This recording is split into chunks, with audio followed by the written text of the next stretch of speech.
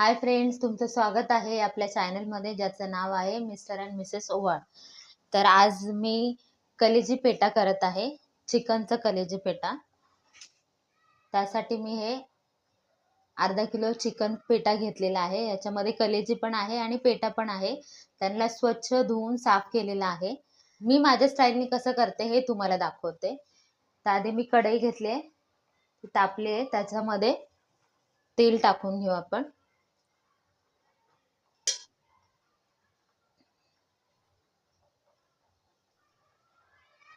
आता तेल गरम झाले, त्यामध्ये मी थोडंसं जिरं टाकते. जिरं तडतडले, आता ह्यामध्ये मी तमालपत्र टाकून घेते. आता ह्यात टाकायला मी उभे असे कांदे कापून घेतलेत, 2 मीडियम साईजचे कांदे, ते पण टाकून घेऊ.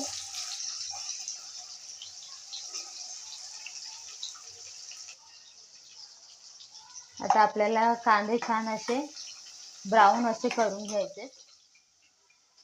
तर आता तुम्ही बघू शकता कांदे आपले छान गोल्डन कलर आलेला आहे. तर त्यामध्ये मी छोटे साईजचे 2 टोमॅटो सुद्धा कापलेत, बारीक कापलेले आहेत, ते पण टाकून घेऊ आपण.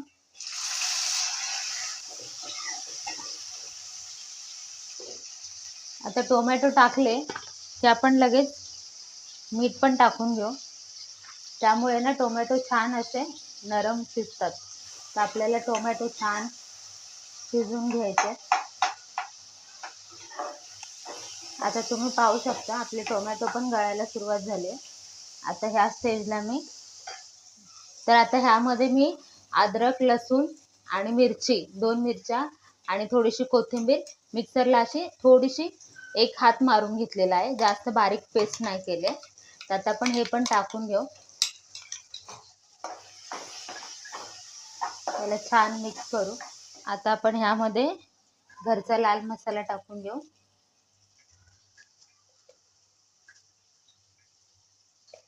थोडीशी हळद, धना जिरा पावडर, थोडा गरम मसाला, हे छान मिक्स करून घेऊ आपण.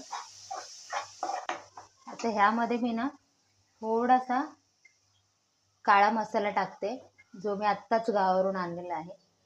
आपण थोडासाच टाकू, कारण आपण मिरची पण टाकली आणि घरचा लाल मसाला पण टाकलाय, त्यामुळे अगदी थोडासा टाकलाय मी. आता ह्यामध्ये साफ केलेला कलेजी पेटा टाकून घेऊ आणि याला छान असं मिक्स करू.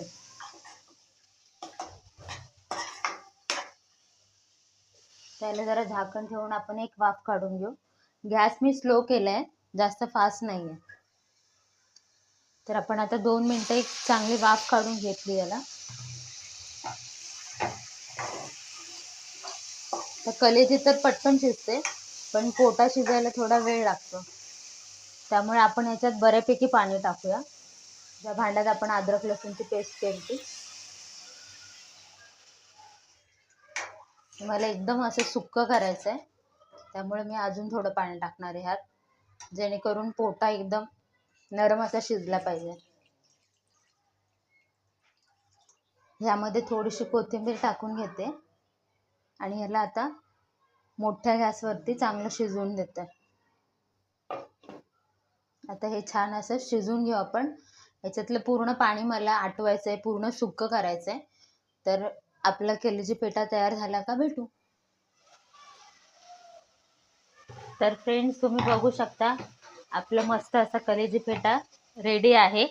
ही डिश तुम्ही नक्की 31st ट्राय करा आणि मला कमेंटमध्ये सांगा तुम्हाला कशी वाटली. तर तयार आहे आपलं कलेजी पेटा सुक्क. तर तयार आहे आपलं कलेजी पेटा सुक्का.